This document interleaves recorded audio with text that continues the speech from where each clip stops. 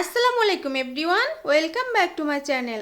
আজকে আমি আপনাদেরকে তৈরি করে দেখাবো ব্যাচেলরদের খুবই জনপ্রিয় একটি খাবার আলুর কাটলি। এটি তৈরি করা কিন্তু খুবই সহজ। আমার এই রেসিপি ফলো করে আপনারা যে কেউ এই রেসিপিটি খুবই তৈরি করে নিতে পারবেন, আর এটি খেতেও কিন্তু খুবই মজার। আশা করছি আপনাদের কাছে অনেক বেশি ভালো লাগবে। ভালো লাগলে ভিডিওটিতে লাইক দিয়ে চ্যানেলটি সাবস্ক্রাইব করে নেবেন। তাহলে চলুন ভিডিওটি শুরু করি। এখানে আমি 3টি আলু এভাবে রাউন্ড শেপ করে কেটে নিয়েছি। আর কাটলি তৈরি করার জন্য এভাবে রাউন্ড শেপ করে কেটে নেবেন। আর কেটে ভালোভাবে ধুয়ে নিয়েছি। এখন লবণ মাখিয়ে নিচ্ছি। এটি আমি ভেজে নেব। পরিমাণ মতো লবণ দিয়ে এভাবে করে আমি মাখিয়ে নিচ্ছি। এখন এটি আমি ভাজতে চলে যাব। চুলায় একটু বেশি পরিমাণে তেল দিয়েছি, সয়াবিন তেল নিয়ে নিয়েছি। আপনারা চাইলে সরিষার তেলও নিয়ে নিতে পারবেন। নিয়ে এখন এটি ভেজে নেব প্রায় ব্রাউন কালার করে। আর এটি ভাজতে ভাজতে প্রায় 80 থেকে 90% সিদ্ধ হয়ে যাবে। আলু সিদ্ধ হতে কিন্তু খুব বেশি সময়ের প্রয়োজন হয় না।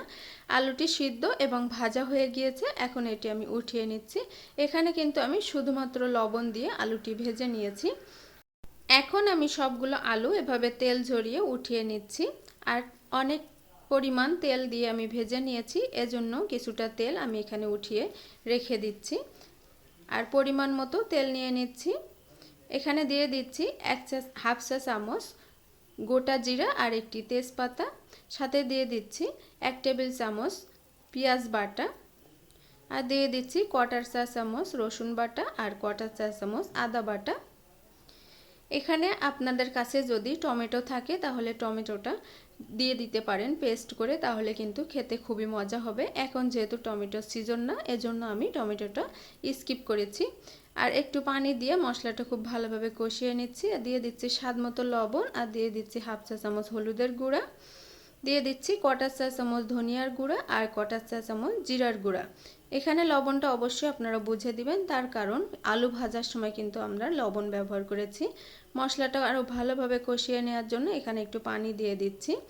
আর দিয়ে দিচ্ছি আমি পেঁয়াজ বেরেস্তা। আমি আগে থেকেই অফ স্ক্রিনে পেঁয়াজ বেরেস্তা করে রেখেছিলাম, সেখান থেকে অল্প একটু পেঁয়াজ বেরেস্তা আমি দিয়ে দিচ্ছি, এতে করে স্বাদটা বেড়ে যাবে। আরও দিয়ে দিচ্ছি হাফ চা চামচ চিলি ফ্লেক্স। এখানে শুকনো মরিচ তেলে আমি একটু গুঁড়া করে নিয়েছি। মশলাটা ভালোভাবে কষিয়ে নিয়েছি। উপর থেকে তেল ছেড়ে দিলে আমি এখানে দিয়ে দিচ্ছি ভেজে রাখা আলুটা। ভেজে রাখা আলুটা দিয়ে এভাবে কষিয়ে নিচ্ছি। আর চুলার আঁচটা এই পর্যায়ে থাকবে মিডিয়াম থেকে লো এর মাঝামাঝি, অর্থাৎ প্রায় লোতে দিলেই খুব ভালো হবে। আর একটু পানি দিয়ে দিয়েছি, এতে করে পুরোপুরি আলুটা সিদ্ধ হয়ে যাবে।